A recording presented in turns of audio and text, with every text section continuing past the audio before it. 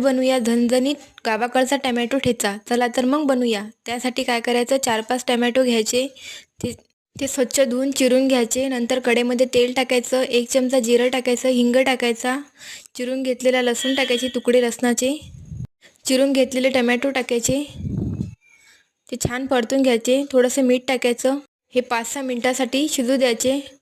महाराष्ट्रीयन ठेचा असतो ना, तसा बनवायचा आपल्याला ठेचा. हा मिरचीचा ठेचा आहे. त्यासाठी आपल्याला थोड्या हिरव्या मिरच्या घ्यायच्या, 4-5 लसणाच्या पाकळ्या घ्यायच्या, शेंगदाणे घ्यायचे, थोडं तेल टाकायचं, 1 चमचा जिरं टाकायचं.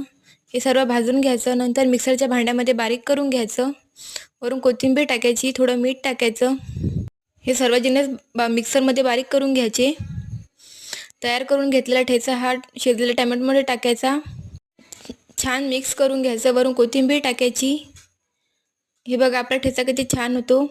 तुम्हाला जर माझी ही रेसिपी आवडली असेल तर तुम्ही माझ्या व्हिडिओला लाईक करा, शेअर करा आणि सबस्क्राईब करा आणि कमेंट